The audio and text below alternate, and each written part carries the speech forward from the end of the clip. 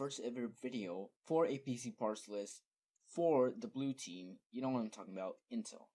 So yeah, I will be including a CPU from Intel in this actual build.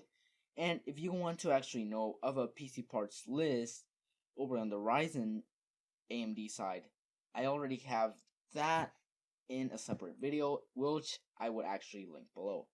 But without anything further ado, let's get right into the PC parts list for the Intel team.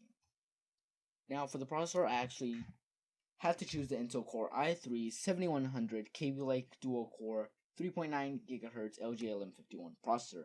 Now, as you can see here, this is actually a bit more expensive than the Ryzen 3 1200, with this being $120 as compared to the Ryzen 3 1200 only being $110. Now, this CPU actually has some drawbacks compared to the Ryzen 3 1200, since this is only a dual core processor. Now you can hyperthread, but it's actually not as good as having 4 physical cores, so your mileage may vary. Now, for the actual motherboard, I chose the Gigabyte GA B250 HD3 Rev 1.0 LGA1151 motherboard.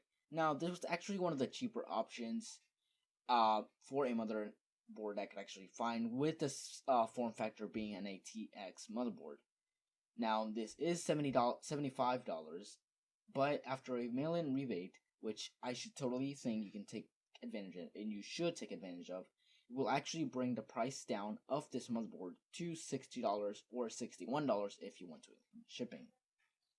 So, over on the RAM side, there's nothing fancy here, just G-Skill NT series 2x4GB sticks. Now, for some reason, I couldn't actually find any RAM options that were good enough or gamery-like other than this. This is actually a very non-eye-catching sticks of RAM, which should go fine with any low-profile build that you may want to do.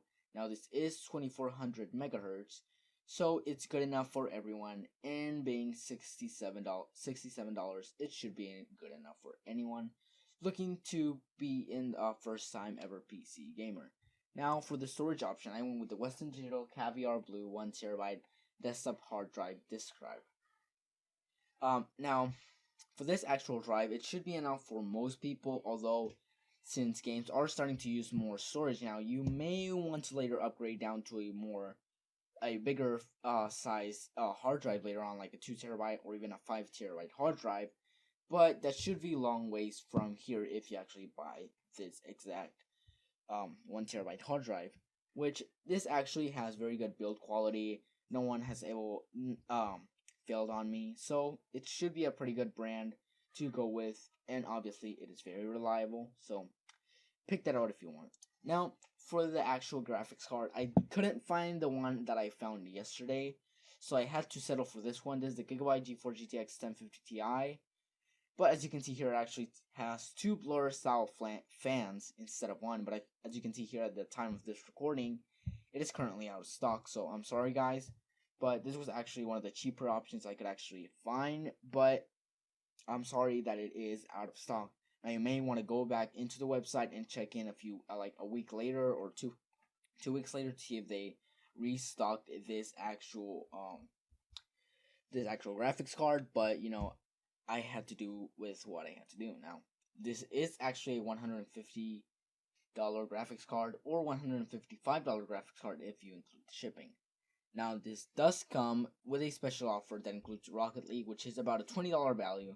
So, all in all, this should be a $135 graphics card. Now, it is good enough for most lower key title games such as Rocket League, League of Legends, and Overwatch. Things like those you should be okay in 1080p at high settings at 60 FPS.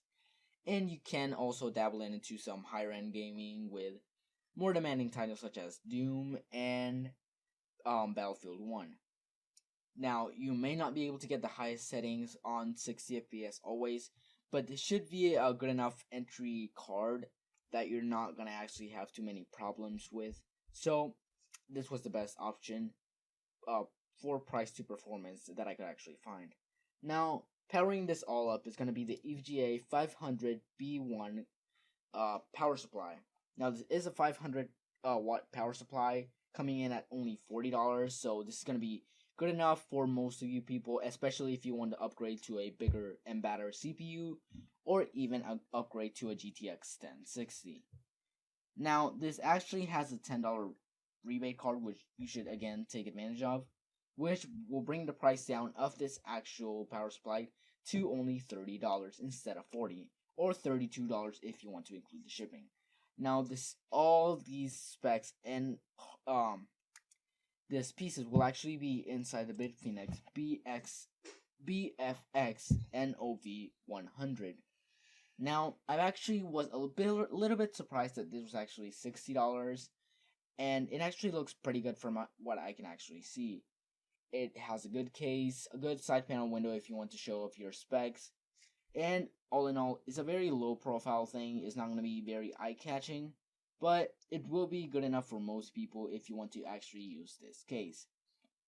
Now, I will actually have the actual parts list down over in my actual PC part picker page if you want to check that down below. And I think that will be it. And if you want to check my other video on the Ryzen 3 1200 PC build I actually managed to do in PC part picker, I'll have that link down below. So thanks guys for watching, and I'll see you in the next one. Bye.